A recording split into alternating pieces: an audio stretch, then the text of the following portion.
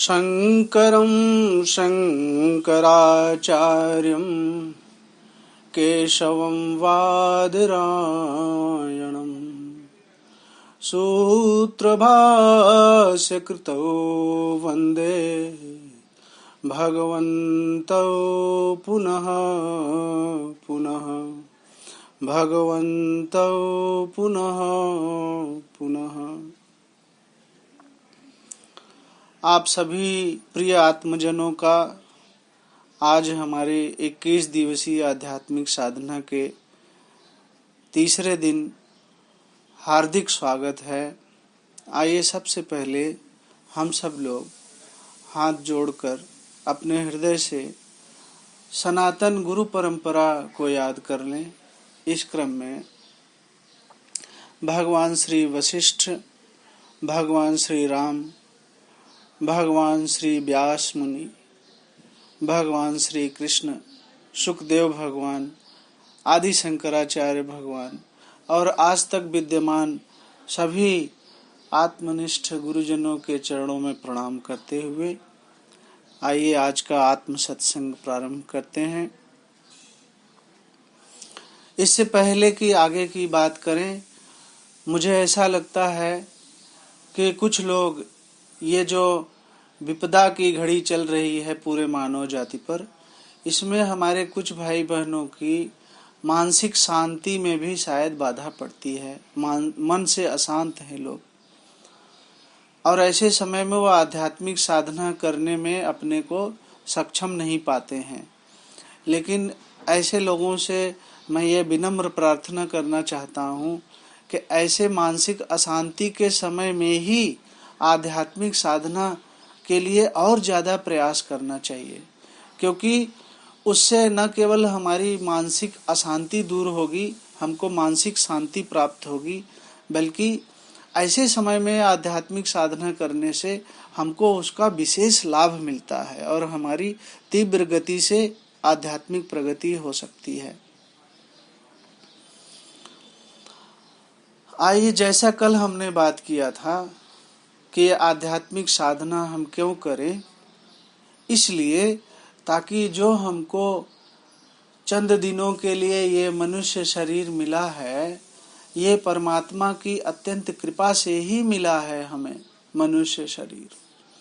और ये मनुष्य शरीर उस परमपिता परमात्मा ने हम सबको इसीलिए दिया है ताकि हम अपने आप को असली रूप में जान सके, पहचान सकें, अपने आप को आत्म स्वरूप में पहचान सकें और अपनी आत्मा का मिलाप परमात्मा से करा सकें। केवल यही उद्देश्य है परमात्मा का हमें मनुष्य शरीर देने के पीछे। तो यदि हम अपने जीवन में साधना करते हुए अपने आप को आत्म स्वरूप में जान जाते हैं, पहचान जाते हैं और उसके बाद आत्म साधना करते हुए हम आत्मा और परमात्मा की एकता की अनुभूति तक पहुंच जाते हैं, उस कैवल्य पद की, परम पद की प्राप्ति कर लेते हैं, तो हमारा मनुष्य जीवन मिलना सफल हो जाता है। यही मनुष्य जीवन की परम सफलता है और यही मनुष्य जीवन का परम लाभ है। क्योंकि जब हम अपने आप को आत्म स्वरूप में, चैतन्य स्वरूप में पहचान लेते हैं और उसकी अनुभूति कर पाते हैं, आत्मा अनुभव प्राप्त कर लेते हैं, तो उससे हमें परम शांति प्राप्त होती है, परम संतुष्टि प्राप्त हो जाती है। उससे हमें परम सुख, आत्म सुख, जो कि विलक्षण सुख है, उसकी प्राप्ति हो जाती है। उससे हमें अमरत्व की प्राप्ति हो जाती है। उससे हमें अपने पूर्ण होने का, संपूर्ण होने का अनुभवजन्य ज्ञान प्राप्त हो जाता है। ये सारे लाभ हमको तब होंगे जब हम सबसे पहले अपने आप को जानें। अपने आप को हम कैसे जानें, इसके लिए भगवान आदि शंकराचार्य ने बड़ी कृपा करके उन्होंने कहा कि हम सबसे पहले विवेक करें। और विवेक में सबसे पहला विवेक है जड़ और चेतन का विवेक। आइए आज हम इसी जड़ चेतन विवेक को इसका प्रैक्टिकल कर लेते हैं। सबसे पहले ये जानना जरूरी है कि इस संपूर्ण सृष्टि में केवल दो ही प्रकार के तत्व सम्मिलित हैं, एक जड़ और दूसरा चेतन। जैसे गोस्वामी तुलसीदास जी ने रामचरितमानस में कहा, जड़ चेतन गुण दोष कृत विश्व कीन्ह करतार। उस कर्ता ने, परमात्मा ने, सृष्टि के बनाने वाले ने इस सृष्टि को दो तत्वों से मिलाकर बनाया, जड़ और चेतन। अब हमें ये देखना है कि जड़ क्या होता है और चेतन क्या होता है। एक बड़ी सामान्य सी परिभाषा, आप सब लोग इसको हृदय में बसा लें। जड़ वह पदार्थ है जो अपने होने को, अपने अस्तित्व को नहीं जानता है। जैसे कुर्सी है, मेज है, अलमीरा है, मकान है, ये सब वस्तुएं अपने आप के होने को नहीं जानते हैं, ये जड़ है। और चेतन वह है जो अपने होने को, अपने अस्तित्व को जानता है। अब इसका प्रैक्टिकल हम सब लोग आज कर लेते हैं थोड़ी देर के लिए। आप सभी लोग जहाँ भी शांति पूर्वक से बैठे हैं और श्रवण कर रहे हैं, आप ये देखें कि आपका जो शरीर है, क्या वो जड़ है कि चेतन है? आपका जो शरीर है, वास्तव में आपका शरीर अपने को नहीं जानता है। यह आप हैं जो अपने शरीर को जानते हैं। अपने शरीर को जानने वाले आप हैं। ऐसे कहें, आपका शरीर आपको नहीं जानता। आपका शरीर ये नहीं जानता कि आप कौन हैं। आप ही जानते हैं कि आप कौन हैं, और आप ही अपने शरीर को भी जानते हैं। तो शरीर जड़ है और हम सब चेतन हैं। ये जानने के बाद अब इसका अनुभव कैसे करें, इस चैतन्य स्वरूप का अनुभव कैसे करें? क्योंकि जब तक हम अनुभव नहीं करेंगे तब तक हमें आत्मिक साधना में रस भी नहीं आएगा, आनंद भी नहीं आएगा, खुशी भी नहीं मिलेगी और हमारे आत्मिक उन्नति भी नहीं हो पाएगी। तो आइए आप सब लोग, हम सब लोग इसका चैतन्य स्वरूप होना, उसका अनुभव कैसे होता है, इस पे ध्यान देंगे। सबसे पहले आप यह ध्यान दीजिए कि जो आपको अपने मैं हूं का अनुभव हो रहा है, उस अनुभव में पहुंचना है। ये अनुभव कैसे होता है? अधिकांश लोगों को अपने मैं हूं का अनुभव सिर के ऊपरी हिस्से में या पिछले हिस्से में, जहां सिर का सबसे उच्चतम बिंदु है, जिसको योग शास्त्र में सहस्त्रार कहते हैं, ब्रह्मरंध्र कहते हैं, वहीं सिर के पिछले हिस्से में और सिर के पीछे बैकग्राउंड में हम सबको अपने मैं हूं ऐसा अनुभव नित्य निरंतर होता रहता है। इस अनुभव के लिए क्या करें? अपना ध्यान, अभी आपका ध्यान तो सुनने में भी है और शरीर में भी जा रहा है, लेकिन सुनने और शरीर को जानने के साथ साथ ही आप अपने मैं हूं का अनुभव कर सकते हैं। या ऐसे करें कि आप ये देखें, अगर आपसे पूछा जाए कि आप आप हैं तो नहीं? तो आप सबका यही उत्तर होगा, अरे मैं नहीं हूं, ये कैसे? मैं हूं। यही जो अनुभव है इसी को पकड़ना है। मैं फला हूं, मैं फला हूं, ये नहीं। मैं हूं, बस मैं हूं, ये अनुभव होता रहता है। ये चैतन्य स्वरूप जो है, चेतन तत्व जो है, उसका ये स्वभावगत लक्षण है कि उसमें स्वतः स्फूर्त मैं हूं, अहम अस्मि, मैं हूं, आई एम, ऐसा अनुभव स्वतः ही बिना किसी प्रयास के नित्य निरंतर होता रहता है। उस अनुभव में पहुंचना है। मुझे पूरा विश्वास है कि आप सब लोग इस समय अपने चेतन मैं हूं के अनुभव में स्थित हैं। आप सबको जो अपने होने का अनुभव हो रहा है, आप ये भी देख सकते हैं कि ये अनुभव होने में आपके शरीर के किसी इंद्रियों का प्रयोग नहीं हो रहा है। हाथ, पैर, कान, नाक कुछ नहीं चाहिए इस मैं हूं का अनुभव होने के लिए।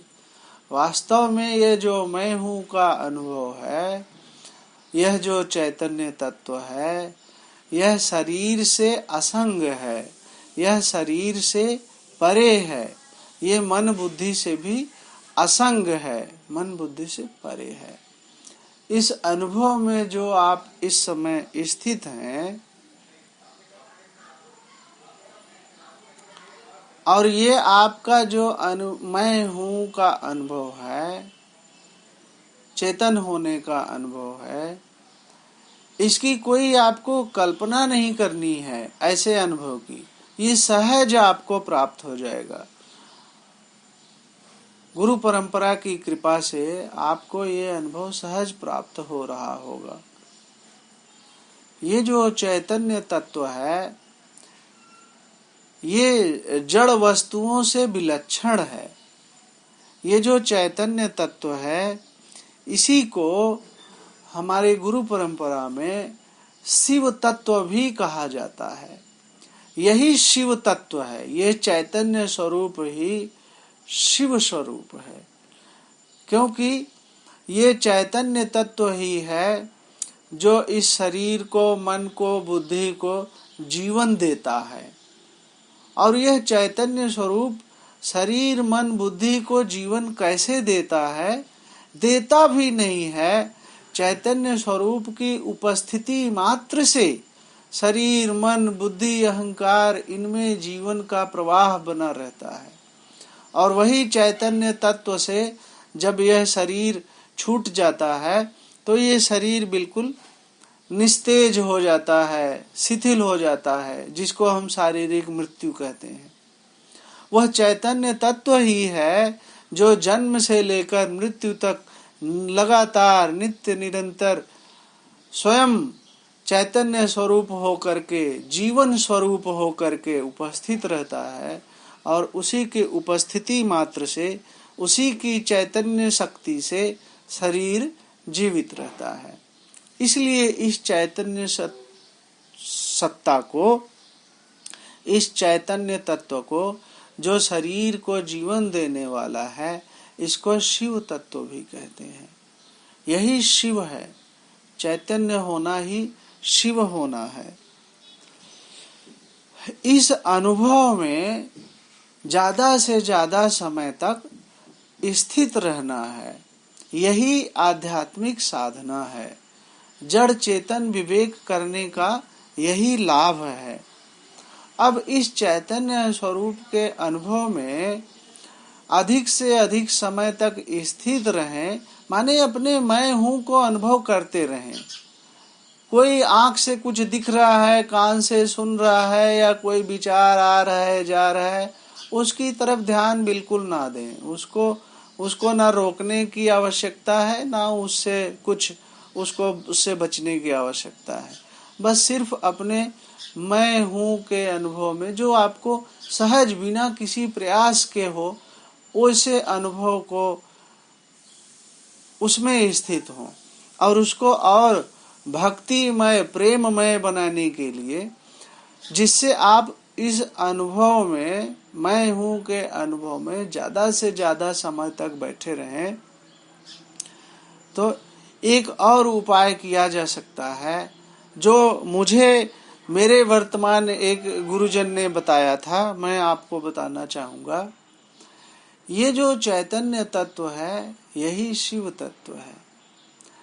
जब आप इस चेतन अनुभूति में बैठें, तो इस अनुभूति को, इस अनुभव को शिव स्वरूप जान करके अपने हृदय में भक्ति भावना भी ला सकते हैं।